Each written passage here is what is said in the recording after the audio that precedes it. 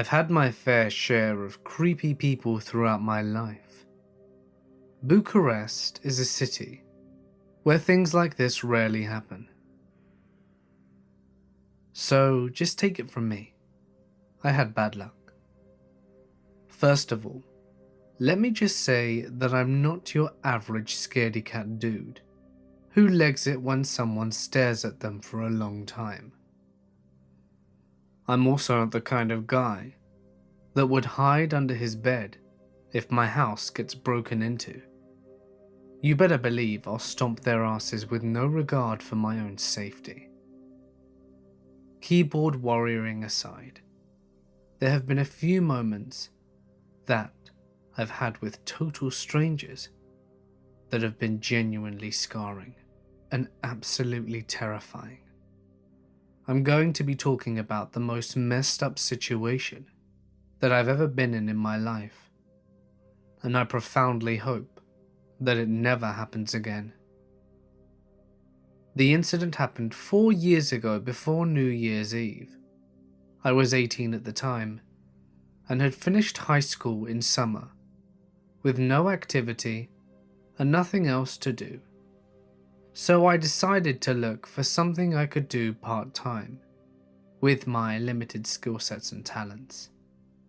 The only thing I was remotely good at was playing video games and boxing. My mum found out about this casting job in a newspaper article back when she didn't know how to browse the internet, and she called and set up a meeting without really talking to me about it. I decided to just play along since I was searching for something anyway, and casting in some shows seemed like an awesome choice. I'm 6'1", and I was skinny at the time, so I figured that they would make me wear stuff like a clothing model. Needless to say, my naivety got the best of me, and I didn't realize that things did not work that way at all. I got to the casting studio, and the place was a total wreck. It was in some run-down building at the edge of the city. No windows. The bricks in the walls were cracked, and the withering vegetation was getting a hold of the whole place. It was also strange that there were no people around, but I figured that since this was the city's edge and all, then it should be a normal sight. I realized that there was no front door, so I went down some stairway on the far end of the building, which led me to a rotten wooden door. There was no handle or anything, so I didn't even know if I should try and push or pull it with the tip of my finger somehow. I decided that it must be the wrong place, so I called their number, which my mum provided me with, and somebody answered. It was, well, she said she was a woman, but I thought she was a man at first. See, she had such a low-pitched voice. She was very sweet and patient with me, and told me that this was indeed the building, and that I should go in. I should try to hold the door and push on it a bit, and then pull it towards me slowly, so it wouldn't break the hinges, and not to be afraid when I go inside, because it's going to be pitch black. Apparently there's no electricity in the area, so I just needed to go forward until I felt another door, and that was going to take me to another hallway which was completely lit up, and then take me into their office. Now hold up. What kind of insane dumbass do you think I am to do this? I've watched too many horror movies to know that this is all kinds of wrong. The lady on the other side gave me a brief explanation of why the office was like this. Apparently, this was an apartment complex built in the 60s, but it got really wrecked after the '77 earthquake, which killed quite a lot of people because some of the pillars on the second floor were really unstable beforehand. So they had to close it, and no one has really done anything with it since. Since the casting company was really low budget, they couldn't afford to have a nice looking office, and to be in a good-looking place, or at least a safe one. One thing I found sketchy is that somewhere in this conversation she said, "You're alone, yeah?" I thought this was a bit strange, as if she could see me somehow. Her story seemed legit though. I closed the door, opened the rotting door, and sure enough, darkness. I should point out that when I pulled the door towards me, there was a chair in front of the door, probably to block it from collapsing inwards, as it apparently swung both ways because of its state of decay. I activated my phone flashlight to look around, and it was just really empty.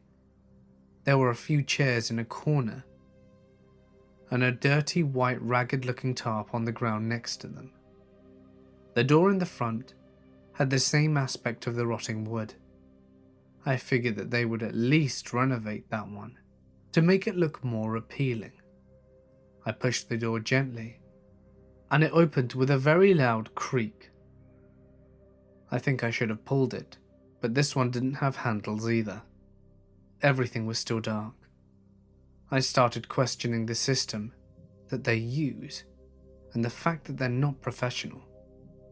The lady told me that the hallway would be lit up, yet it wasn't. With my phone light still on, I scanned the room for clues as to where the office might be. I know how this must seem to you, listener. How did I not pick up on this incredibly sketchy situation?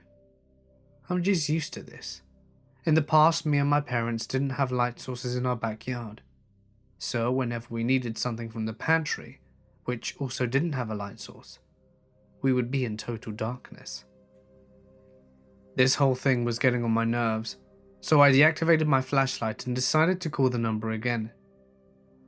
As soon as I put my phone to my ear, and the light it emitted turned off, I heard a loud creak behind me. The sound of the rotting door I pushed out earlier getting back into place. I jumped at the sound and let out a sharp yell. I instinctively put my phone out, but the light the dial screen was emitting was too weak to see in front of me. "Hello?" I asked in a worried voice, but there was no response. But in a second I could hear the dial tone from my phone, and I hear a Nokia ringtone, the piano one, from the other side of the room from where the door had been closed. I stay silent for a moment, and the ringing stops. I have never been more horrified in my life. I crouched down and started moving along the wall to my left, as quickly and quietly as possible. I hear very faint footsteps coming from my right, but I couldn't tell if they're coming towards me.